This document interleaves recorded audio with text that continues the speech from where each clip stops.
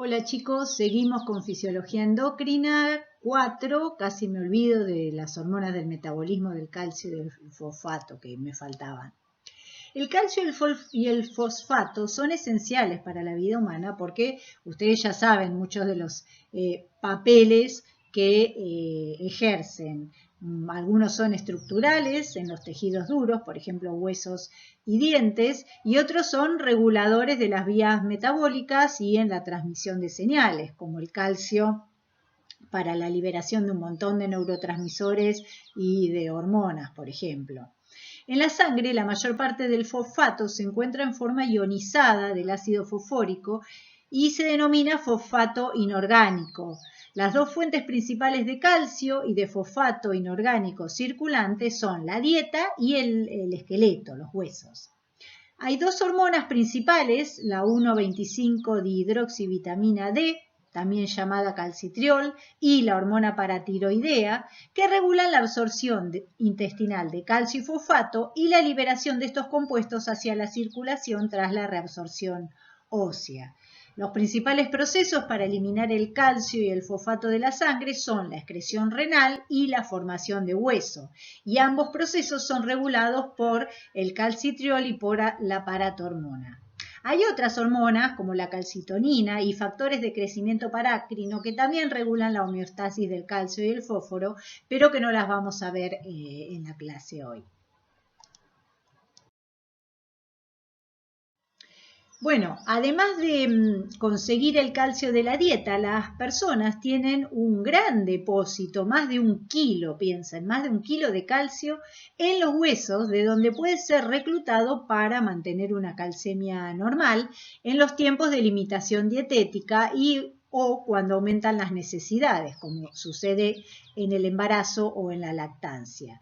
Existen 3 formas de calcio iónico circulante. En realidad, calcio iónico libre, es decir, calcio libre ionizado, es uno, calcio ligado a proteínas es otro, y calcio en forma de complejos con aniones fosfatos y citratos es otro. La forma ionizada representa aproximadamente la mitad del calcio circulante total, y como esta forma es tan importante para muchas funciones celulares, existe un control muy estricto de la concentración de calcio, tanto intracelular como extracelular. El calcio circulante está sometido a control hormonal directo y en condiciones normales se mantiene dentro de valores muy estrechos. La presencia de poco calcio en sangre, es decir, hipocalcemia, o de un exceso de calcio, hipercalcemia, en la sangre puede causar muchas alteraciones fisiopatológicas que incluyen alteraciones neuromusculares, alteraciones del sistema nervioso central, insuficiencia renal, calcificación de partes blandas y patología del esqueleto. El fosfato inorgánico es también un elemento fundamental de la dieta y se almacena en grandes cantidades en forma de complejos con el calcio. La mayor parte del fosfato circulante se encuentra en forma ionizada libre, pero parte del fosfato, menos del 20%, circula como una forma ligada a proteínas o en complejo con cationes. Dado que las partes blandas contienen 10 veces más fosfato inorgánico que calcio, se pueden producir lesiones tisulares en la hiperfosfatemia, dado que el incremento de los complejos de fosfato y de calcio causa una hipocalcemia aguda. El fosfato es un elemento intracelular fundamental, ya lo vimos, está en gran cantidad adentro de la célula. De hecho, los enlaces de alta energía del fosfato del ATP son cofactores y son responsables del mantenimiento de la vida. La fosforilación y desfosforilación de proteínas que ustedes han visto, por ejemplo, en química biológica, cuando vieron vías de transducción de señales, de lípidos, segundos mensajeros y otros cofactores, son pasos reguladores claves de muchas vías de transmisión de señales y metabólicas, y el fosfato además sirve como esqueleto para los ácidos nucleicos. Pensé que les estaba señalando, pero no, porque no tenía el pointer. Entonces acá se muestra la absorción y la excreción y cómo se intercambia el fosfato y el calcio entre el líquido extracelular y los órganos donde actúa o desde donde se resorbe o a donde se deposita, que son mayormente, y para los dos, calcio y fosfato, el intestino, los riñones y el hueso. Fíjense que hay parte que proviene de la dieta en ambos, se reabsorbe o se absorbe, forma parte de los depósitos de líquidos extracelulares, en este caso es del fósforo y este es del calcio. Una parte se secreta al intestino, otra parte se filtra para los riñones, por los riñones y pasa a la orina, y otra parte se deposita en hueso o se reabsorbe del hueso, como vamos a ver. Entonces estas son las homeostasis del fósforo y del calcio, que son muy importantes, como les dije, para varios procesos. Mantener la calcemia y la fosfatemia en los niveles adecuados. Bueno, ustedes ya saben que el calcio es súper necesario porque es una molécula de señalización muy importante, es parte del material que une las células entre sí en las uniones estrechas. Es un cofactor en la cascada de coagulación, como vimos en coagulación. La concentración plasmática afecta la excitabilidad de neuronas y de tejidos como el corazón. Entonces es necesario controlar las concentraciones en los distintos líquidos corporales, como se observa acá y obviamente dentro de las células. Es absorbido el calcio dietario, hay una parte que se excreta, otra parte que se absorbe. Vamos a ver que las hormonas principales involucradas en la absorción o que regulan en parte la absorción es la calcitonina y la paratormona, fundamentalmente la prolactina en determinadas ocasiones. La concentración de calcio en el fluido extracelular, ustedes ya saben que es de 2,5 milimolar, mucho más alta que la intracelular, que es mucho menor. Se filtra en los riñones y se reabsorbe. Esta reabsorción está estimulada por la paratormona e inhibida por la otra hormona involucrada en la homeostasis del calcio, que es la calcitonina. A su vez puede ser depositado en hueso o reabsorbido de hueso. La paratormona, el calcitriol y el cortisol permiten la reabsorción de calcio del hueso y el aumento en el fluido extracelular, y la calcitonina promueve su deposición como fosfatos de calcio. De manera tal que acá tenemos ya las hormonas que están involucradas en la homeostasis del calcio. Las principales que vamos a ver bien son el calcitriol y la paratormona.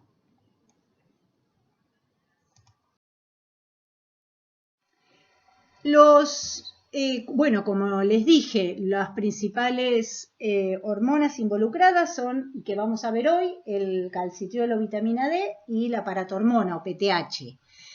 Vamos a empezar a ver primero la paratormona o PTH. Los seres humanos poseen 4 glándulas paratiroides, 2 están situadas en la superficie posterior del lóbulo izquierdo de la tiroides y otras 2 en el derecho. Están compuestas mayormente por un tipo de células que se llaman células principales, que son las responsables de sintetizar y secretar la paratormona, como se observa acá. El principal factor regulador de la secreción de paratormona es el calcio iónico plasmático, aunque la vitamina D, es decir, la forma activa, el 1,25 de hidroxivitamina D, también participa. Ambos inhiben la síntesis o liberación de paratormona y, por el contrario, un aumento en la concentración plasmática de fósforo, que acá no se ve, estimula la liberación de paratormona. La paratormona se segrega en forma de un polipéptido de 84 aminoácidos y se sintetiza como una pre-pro-paratormona, que posteriormente se degrada mediante proteólisis a pro-paratormona en el retículo endoplásmico y luego a paratormona en el Golgi y en las vesículas secretoras. A diferencia de la proinsulina, toda la pro-paratormona intracelular se convierte en condiciones normales en paratormona antes de ser segregada. La vida media de la paratormona es corta, es más o menos, es de alrededor de menos de 5 minutos, perdón, te estaba diciendo 30, menos de 5 minutos, es bastante corta. Y la principal señal que estimula la secreción de paratormona, como les dije, entonces es la concentración de calcio circulante baja. La concentración de calcio es percibida por la célula principal gracias a un receptor que es sensor de calcio, que se llama calcio S receptor o KSR. El exceso de calcio extracelular en la glándula paratiroides se liga a este receptor y activa vías de transmisión de señales que reprimen al gen de la paratormona, es decir, la expresión de la paratormona, así como también la excreción por exocitosis de la paratormona. Aunque este receptor se liga con una afinidad relativamente baja, resulta bastante sensible a los cambios en la concentración de calcio extracelular. Una reducción muy pequeña de calcio en sangre aumenta las concentraciones de paratormona circulante desde las basales a su nivel máximo, un montón. Por lo tanto, este receptor regula la producción de paratormona como respuesta a las fluctuaciones pequeñas o sutiles de calcio cada minuto. La producción de paratormona también se regula a nivel de la transcripción génica, como les dije, puede ser a nivel de la transcripción génica o a nivel de la liberación de la paratormona presintetizada. El gen se reprime por un elemento de respuesta al calcio dentro de la región promotora de ese gen. Por tanto, la vía de transmisión de señales que se activa por la unión del calcio al receptor KSR, en último término, condiciona la represión de la expresión del gen de paratormona y su síntesis. El gen de paratormona también se reprime por el calcitriol o 1,25-dihidroxivitamina D3. Y la capacidad del calcitriol de regular la expresión del gen de la paratormona se refuerza por la regulación coordinada hacia arriba, es decir, al alza, de la expresión del gen de KSR. Es decir, el 1,25 estimula la expresión del gen de KSR, con lo cual se produce una mejor detección de los niveles de calcio. La otra hormona importante en la regulación del calcio y del fósforo es el calcitriol o 1,25-dihidroxivitamina D3. ¿Cómo se sintetiza? Bueno, se puede sintetizar en la piel a partir de la luz solar, es decir, los rayos UVB, en las capas más basales de la piel, y a partir del 7-dehidrocolesterol se genera el precursor vitamina D3.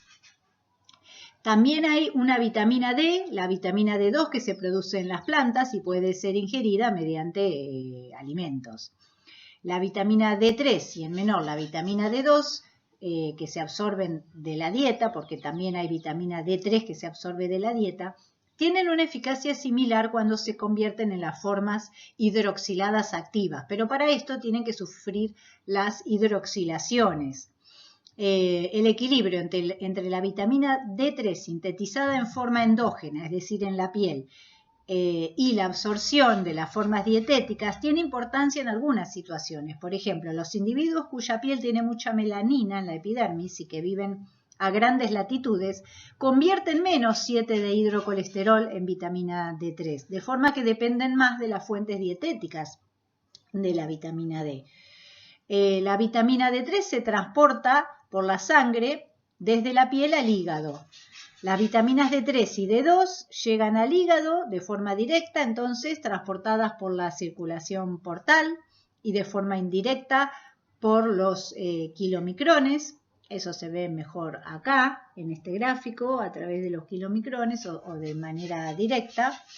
Y en el hígado, las vitaminas D2 y D3 se hidroxilan en el carbono 25 para dar lugar a la 25 hidroxivitamina D3. Luego, esta 25 hidroxivitamina D3 se hidroxila, sufre una segunda hidroxilación en riñón para dar lugar al 1,25 de hidroxivitamina D3, que es la forma activa de la vitamina D. La vitamina D y sus metabolitos circulan en sangre ligados principalmente a una proteína transportadora que se llama proteína transportadora de vitamina D. La enzima 1-alfa hidroxilasa renal está muy regulada a nivel de la transcripción. El 1,25, es decir, la forma activa, entonces reprime la expresión de la 1-alfa hidroxilasa, es decir, cuando está alta, hay una buena cantidad de la forma activa, entonces se reprime la hidroxilasa y no se hidroxila y no se activa más vitamina D. El calcio también es un importante regulador de la hidroxilasa renal. Una concentración de calcio circulante baja estimula de forma indirecta la 1-alfa hidroxilasa para que produzca más forma hormonalmente activa.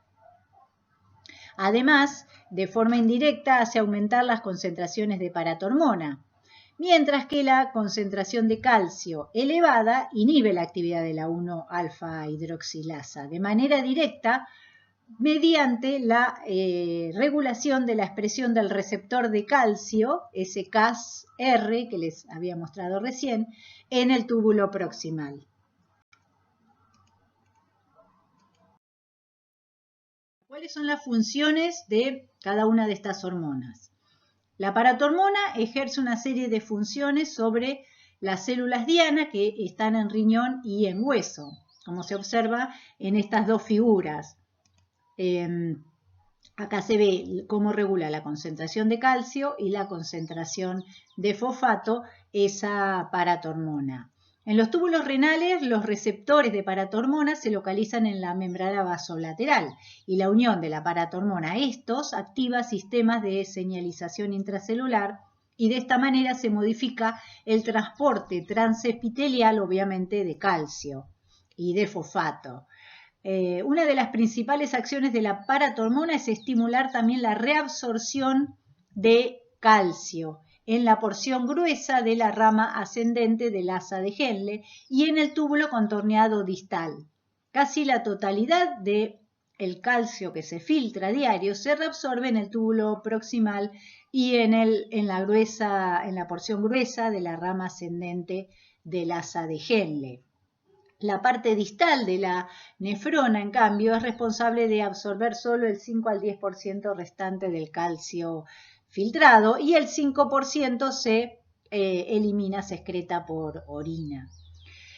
Cuando la paratormona estimula la reabsorción distal de calcio, entonces se produce una mayor reabsorción de calcio, se reduce lo que se excreta, con lo cual aumenta la calcemia.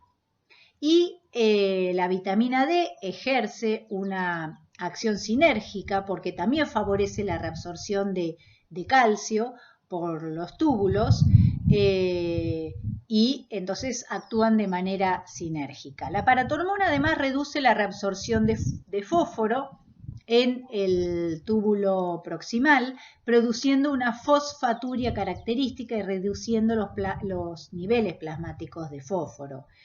Y esa fosfaturia se debe a una redistribución que es inducida por la paratormona de los cotransportadores sodio-fosfato. Cómo la redistribuye, los aleja de la membrana apical del túbulo proximal renal para depositarlos en vesículas subapicales y que no estén disponibles para la reabsorción de fosfato.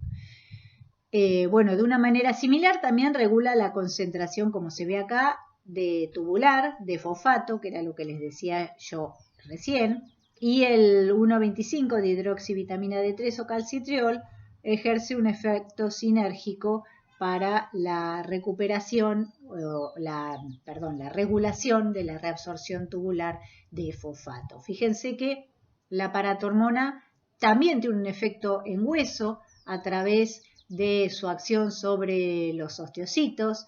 El fósforo inorgánico plasmático también ejerce un efecto sobre esos osteocitos y ese efecto se traduce en una expresión de estos factores de crecimiento derivados de fibroblastos que regulan tanto la conversión de 25-hidroxivitamina D3 en 1,25 como la reabsorción tubular de fosfato. Fíjense que el calcio también, además de restar la concentración plasmática, se absorbe se absorbe por intestino, el calcio de la dieta, y puede sufrir reabsorción ósea de los depósitos de calcio en los huesos.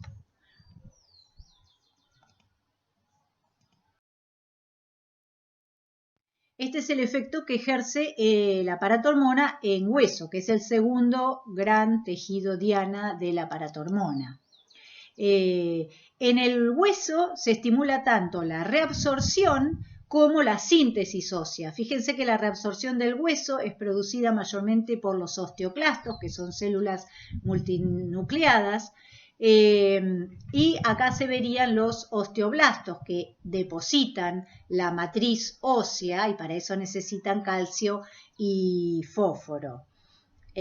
Dado que los osteoclastos carecen de receptor de paratormona, la paratormona, no puede por sí sola regular el acoplamiento entre osteoblastos y osteoclastos, sino que debe actuar sobre los osteoblastos que sí poseen receptor de paratormona y los precursores de osteoclastos, actúa sobre ellos para inducir la producción de varias citoquinas como RANKL, OPG, que aumentan tanto el número como la actividad de los osteoclastos, de manera que la acción de la paratormona es indirecta a través de la acción sobre los precursores de osteoclastos o sobre los osteoblastos a través de la producción de citoquinas sobre los osteoclastos que reabsorben o resorben el hueso.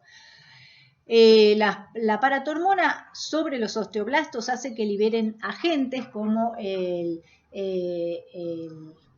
factor estimulador de colonias, que se ve acá. También estimula la expresión del RANKL, que es necesario para la osteogénesis. Esto favorece también el desarrollo de los osteoclastos. El RANKL está involucrado en activar a los osteoclastos o preosteoclastos que después pasan a osteoclastos y reabsorben el hueso. Después también la paratormona y la vitamina D en conjunto, fíjense que la vitamina D también tiene un efecto sinérgico, promueven la liberación por los osteoblastos de interleuquina 6, o sea, una citoquina que activa a los preosteoclastos que existen para que reabsorban el hueso. La paratormona también altera el comportamiento de los osteoblastos, como se ve acá, con la acción de esta flecha, de forma que inducen una pérdida neta de matriz ósea. Por ejemplo, la paratormona inhibe la síntesis de colágeno por los osteoblastos y también estimula la producción de proteasas que digieren la matriz ósea que hay que digerir para que se pueda producir la reabsorción del hueso. Hay dos cuestiones acá a tener en cuenta. Si la paratormona está aumentada de forma sostenida, entonces esto favorece la reabsorción neta. En cambio, si hay elevaciones intermitentes de la paratormona, entonces predomina la síntesis de hueso a través de los osteoblastos, induciendo una mayor velocidad de formación ósea y de deposición de minerales. La paratormona estimula la síntesis ósea entonces mediante tres mecanismos. Primero, promueve activa directamente los canales de calcio en los osteocitos. Fíjense que acá están los osteocitos, no se ve cómo los activan, pero activa directamente los canales de calcio. El osteocito transfiere este calcio mediante uniones en hendidura a los osteoblastos situados en la superficie del hueso y ésta se deposita. Posteriormente los osteoblastos bombean este calcio, entonces, como les dije, se deposita porque lo bombean a la matriz extracelular, donde contribuye a la mineralización del hueso. En segundo lugar, la paratormona estimula la producción, la síntesis de esclerotina por los osteocitos. Unos niveles plasmáticos bajos de esclerotina estimulan la diferenciación osteoblástica y también inhiben la apoptosis de los osteoblastos. Y en tercer lugar, la paratormona estimula la síntesis ósea indirectamente, ya que la reabsorción osteoclástica del hueso provoca la liberación de factores de crecimiento que quedan atrapados en la matriz y que luego son reutilizados para la síntesis de hueso. De manera que la paratormona actúa sobre estas dos etapas, reabsorción ósea y deposición del hueso. En resumen, si integramos los efectos de la paratormona en todos sus tejidos diana, podemos decir que la hormona paratiroidea ayuda a aumentar el calcio plasmático, que por alguna razón disminuyó, mediante tres mecanismos. Uno, la paratormona estimula directamente, producido por la paratiroides, estimula directamente a los osteoclastos para que reabsorban hueso, lo que añade calcio y fosfato a la sangre. Es el mecanismo de acción primaria de la paratormona.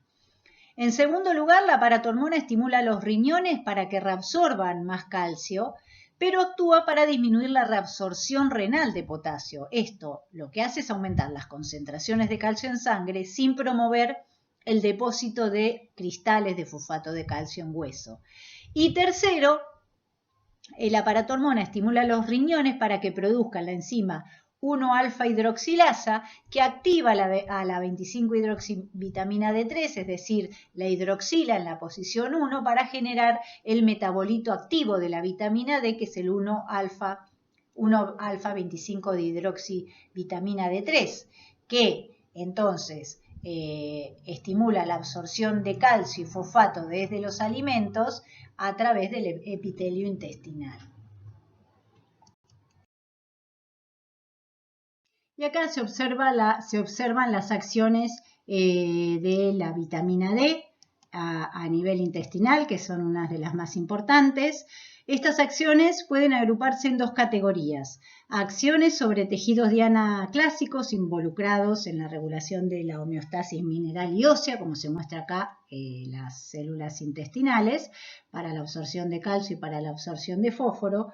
Y una acción más general que regula el crecimiento celular, el crecimiento de múltiples células de varios tejidos.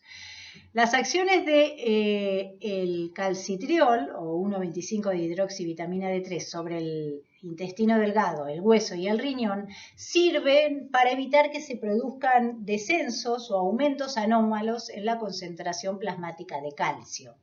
En el duodeno, que es lo que se ve acá, la 1,25-dihidroxivitamina D3 aumenta la producción de varias proteínas que aumentan la reabsorción de calcio, o la absorción de calcio, perdón, por los enterocitos. Acá se observa entonces que el calcio pasa desde la luz intestinal a través de la membrana apical y a través de la membrana basal en una ruta transcelular, pero también tiene una absorción paracelular. Entonces tiene dos tipos de absorciones del calcio, paracelular y transcelular.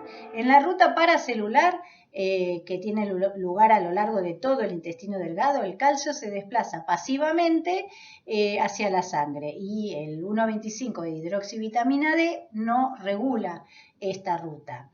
Sí regula la transcelular, que solo tiene lugar en el duodeno y consta de 3 etapas. En primer lugar, el calcio accede a la célula atravesando la membrana apical mediante canales de calcio, que son TRPV2 de tipo 6, se llaman así, va. En una segunda etapa, el calcio que entra a las células se une a varias proteínas ligantes de gran afinidad, sobre todo la calvindina. Esta proteína, junto con los depósitos intercambiables de calcio del retículo endoplasmático rugoso y las mitocondrias, hacen de buffer o tamponan con eficacia el calcio del citosol y mantienen un gradiente favorable para que el calcio entre atravesando la membrana apical del enterocito. De ese modo, la célula intestinal resuelve el problema que supone absorber cantidades grandes de calcio y mantener al mismo tiempo, una concentración de calcio libre o citosólica baja. En tercer lugar, el calcio es extruido a través de la membrana vasolateral mediante una bomba de calcio y un intercambiador sodio-calcio. De estas dos maneras, pasa al espacio intersticial y es absorbido hacia la sangre. La vitamina D favorece entonces la absorción intestinal de calcio, principalmente mediante efectos genómicos, al inducir la síntesis de canales y bombas de calcio epiteliales y de proteínas de unión al calcio, así como de otras proteínas, por ejemplo la fosfatasa alcalina.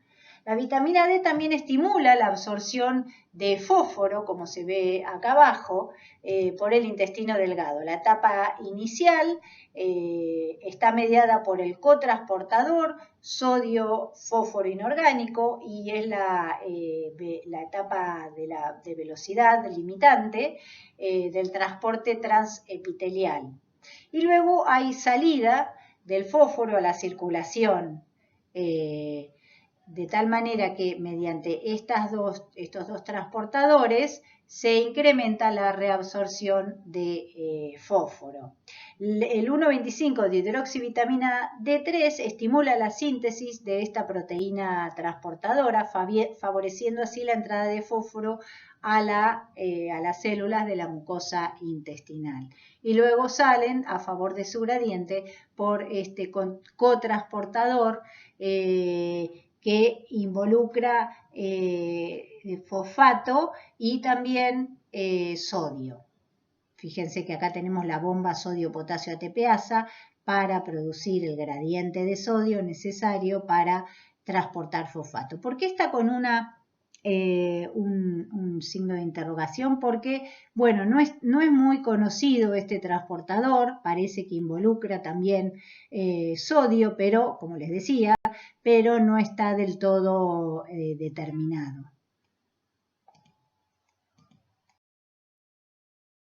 Esta diapositiva les muestra la respuesta integrada entre paratormona y calcitriol ante una hipocalcemia, es decir, una bajada en la calcemia.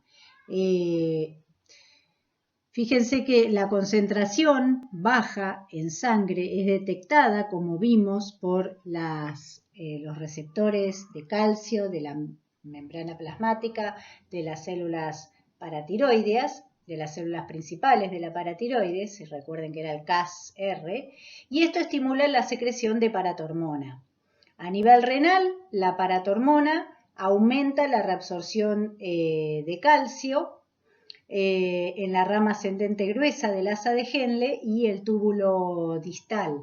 La hipocalcemia estimula también la reabsorción de calcio mediante la activación de estos receptores CAS-R y en menor medida por el aumento de las concentraciones de 1,25 de hidroxivitamina D3. Así tenemos que hay respuestas rápidas en minutos u horas, que se produce el aumento de la hidroxilasa alfa que activa a la vitamina D. Esto es más lento. Ese aumento en la vitamina D inhibe la secreción de paratormona y por el otro lado aumenta la absorción de calcio de la dieta en el intestino delgado, con lo cual aumenta el calcio en sangre. Por el otro lado, ese aumento en la paratormona circulante aumenta el recambio óseo y aumenta la reabsorción de calcio y la excreción de potasio por los riñones. Esto favorece un incremento en las concentraciones de calcio, lo cual recupera esa hipocalcemia. Ese aumento de calcio en sangre ejerce una retroalimentación negativa, por otro lado, sobre las células de la paratiroides, las células principales de la paratiroides, para que no sigan produciendo paratormona.